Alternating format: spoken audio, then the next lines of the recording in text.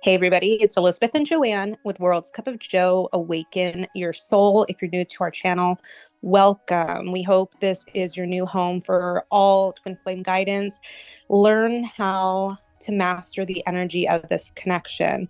Joanne and I are both in permanent relating experiences with our twin flames. We've gone through it all, so we are here to guide you with what works. So today, Joanne, I brought you on this call. You have no idea what I'm going to talk to you about, but I love sharing not only this stuff with you, but with everybody else who listens, because I really feel like my situations in balancing can help all of you guys really understand the energy and see it without having to experience it yourselves, but understand it and really gauge how you can manage your own energy going forward. So this weekend, my person got a fish tank, and while he was getting it all set up, he had me help him out, get some water ready for the fish, and really try to set up his new fish tank. And my mind, because we just moved, my mind started going to, well, I have a lot of stuff to get done too. I would like help with stuff I need to get done. So the first thing I did was I asked him, hey, can you help me set up and put together the new vanity we got? And his response was, well, can't you do that yourself? I know you put things together. Can't you do that yourself? Mine got activated really quickly. It was like, but I want you to help me with it. And remember, guys, we tell you that one of the worst energies you can ever experience or push towards your person is the energy of neediness. I need you to help me. I need you to do this. I need you to fix this. And so here's what I really wanted to share with you guys today, because mine sort of got in a tizzy, like, here I am helping you and you can't help me. That's all mine, right? That was an expectation I had. It was judgment of his response, and it was a preference. And his response to me, when I sort of copped an attitude and was in mind, was, you're not acting like you're acting like your old self. And that comment blew me away, because first of all, then that comment sort of triggered me in and of itself, because let's get real.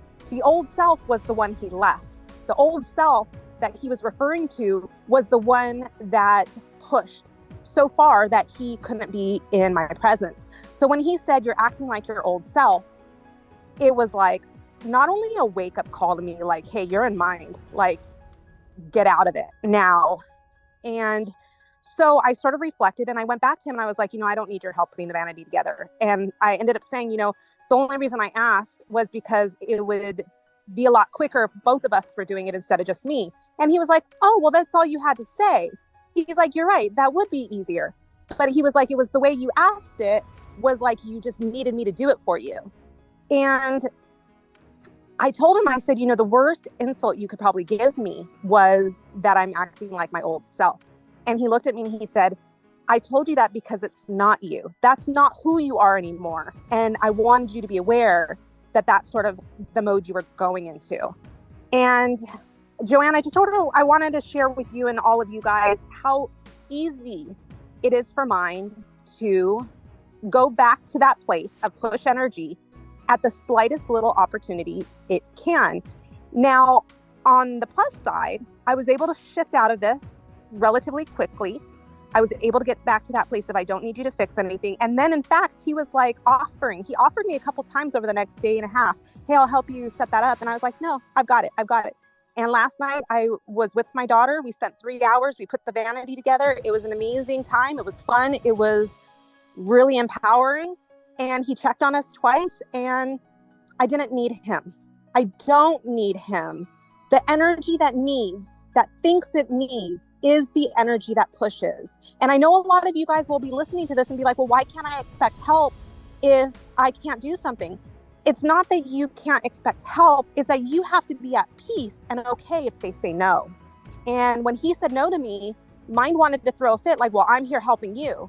Remember, when you're in soul, you help because you want to help, not because you're expecting anything in return. And that's where my mind is like, I should have been really in a place of no preference and no expectation when I offered to help him. And yet here I was totally in mind about it. And my also reasoning about sharing this with you guys is we all make mistakes. Mind is very easy to acquiesce to.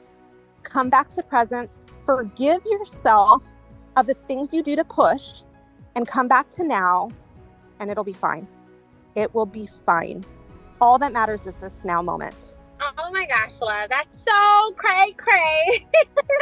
Because it's a confirmation of this energetic connection, right? It's such a confirmation because I struggle with this too, love. I struggle with this place of knowing that I need, but I know I got this and I don't need them, right? And I actually say that a lot. And it's so funny. You mentioned this, and I don't know if I mentioned this in our call. And it's similar to kind of how he says to you, you're acting like your old self, right? What he's really saying is you're acting like mine. You're in your mind. You're acting like how you used to before. You don't, do that anymore. You don't ever live like mine before. That's the old you. My person said something really crazy to me. I think I mentioned this to you, love, but I don't remember if we made a video. But when we were having this moment where when I was in mine, he said, you're acting, he said, you need to stop being so masculine. Something weird like that. So weird. He doesn't even know masculine. He doesn't know divine masculine, divine feminine. He has no freaking idea. But sometimes mine takes over and I just need a wooza and I forget I need to wooza. And the way he says it, just like he said it to you, love, about how that's not you anymore.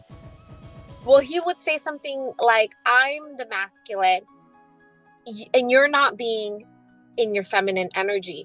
And I swear, like, I was still really angry, but it pulled me out of mine for sure. I was like, what the heck did he just say? It put me in the place of, oh, he's telling me in his terms that I'm in mine, right? You're being too much, because think about that. The masculine energy is the one that's logical. He's telling me to not be in the logical side so I can meet him. For us to be together, he's in the logic and I'm in the heart. And he's saying I'm too much in the masculine where there's two masculines together, and he's looking for his feminine, which is the one in the heart. And when he said that, first, again, like I said, I was in mine. It put me back into like my centered state where I was like, whoa, he can see when I'm not in soul. And so they don't know how to explain it. They won't know to say soul, mind, or whatever. But they do know that there is this place where they can never be with us again. And so they are giving us warning signs when we're getting back into that place. So for my person, the way he explained it was feminine and masculine. And I don't know why he's using those terminology, but the way he explained it was, I'm being too much push in mine, and I need to realign back to soul. And to him, being in my feminine energy, which draws him in instead of repels him when I'm more in my masculine energy. And again, my person doesn't know what the heck this is, all those terminologies. He just knows he can't be with me when I'm in mine. Our people don't know the stuff, but they're giving us warning signs. And you brought me back to a little bit before separation. And there were so many moments where he would say things to me that were warning signs of like, I can't be around you when you're doing this. I can't be around you when you're doing this. And now that we are balanced, and now that we are aware of the energy, we're kind of being rewarned again when we're forgetting to be who we are. And when he said that to you about that's not who you are, he's absolutely right. We're not mind. We're not that part of us that is mind. The way that my person explained it was masculine, the logical side. He found mind's energy and aligning with mind's energy, the fear-based energy within me, to be a repellent. And that very energy of need, like, oh my goodness, when I need something from my person, it's never going to get done because I'm coming from a place of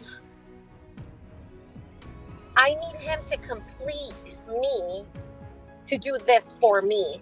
I recently just finished like this crazy race that I did over the weekend. And I've mentioned this before. I was prepping for a duathlon race with my family. And I was asking my person to, because I didn't know how to ride a bike, guys. Just so you know, I did survive and I did amazing, but I didn't know how to ride a bike. And so my person who is always with me, like, hey, you should help me. I need you to help me do this. And if you don't, I'm not going to be able to do this race. It is all your fault.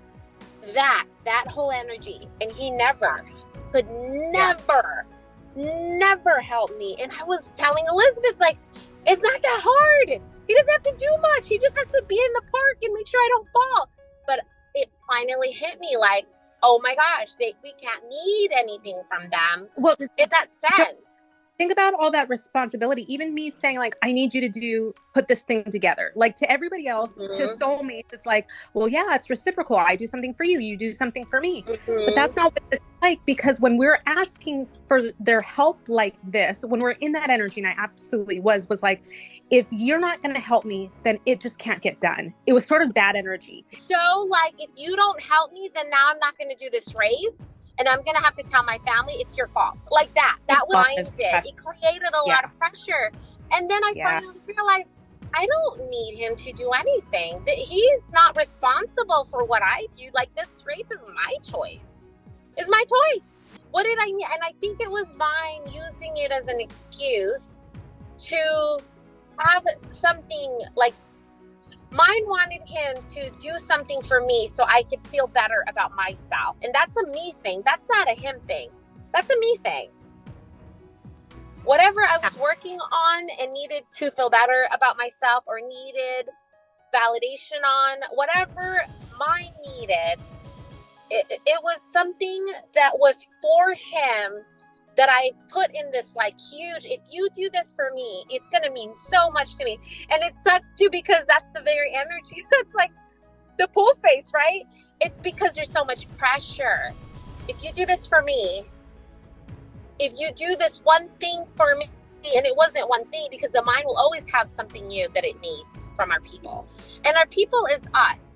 So they want us to solve our stuff. They want us to be empowered to do those things, right? To be able for me. And then you guys, if I didn't have my person, if I had a soulmate that would do everything for me, I wouldn't have learned how to ride the bike. I got into this place of I don't need him or anyone to do anything for me.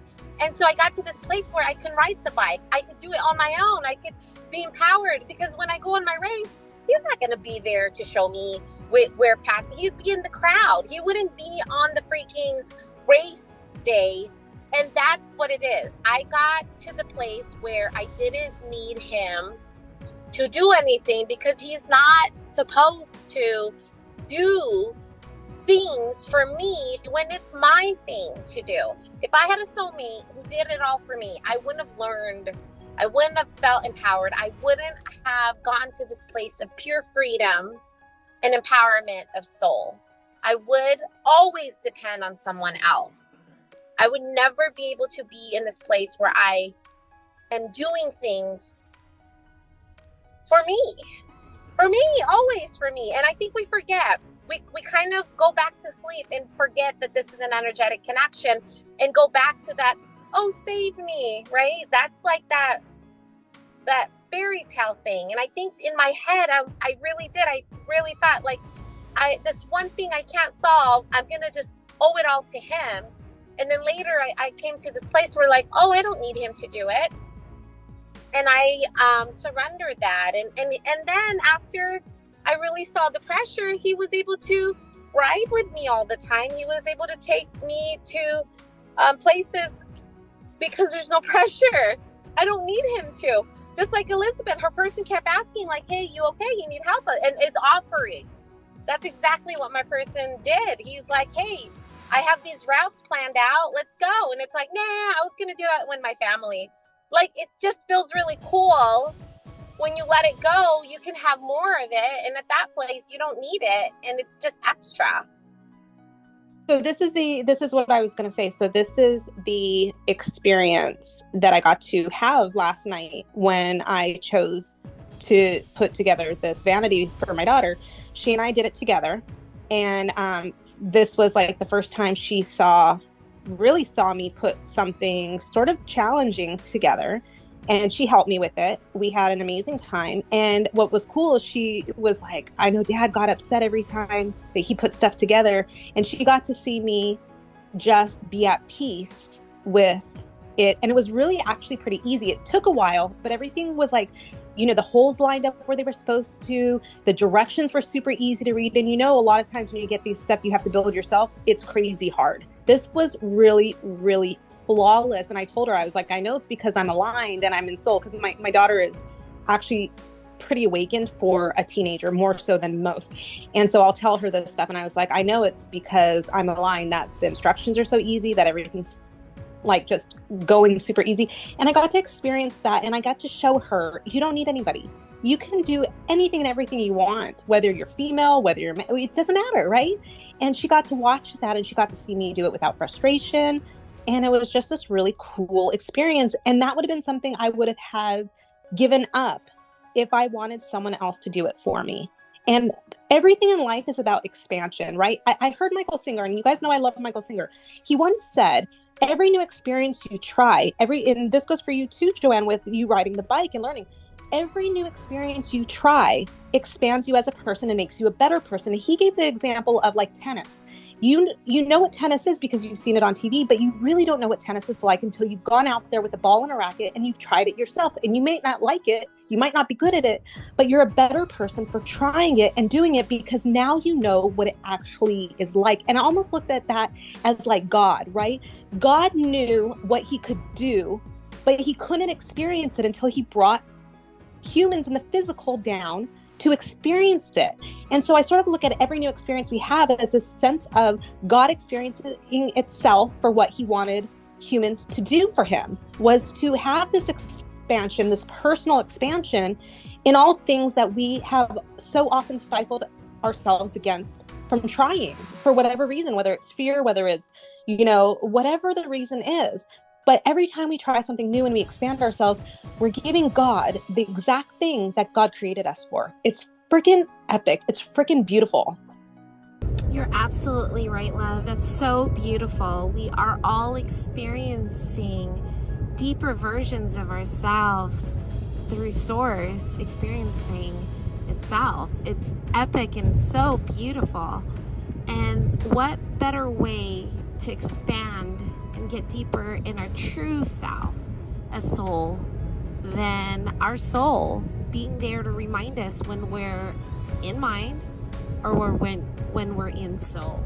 It's so good to be in this place where we can be soul. Soul needs nothing, my loves. We need nothing. We are free, and our people, our soul, is here to remind us that we are soul and we got this. We're awakened to this journey. We have to stay awakened and be soul. We love you guys so much. We hope you have an amazing day. Love you. Bye, love. Love you. Bye, love.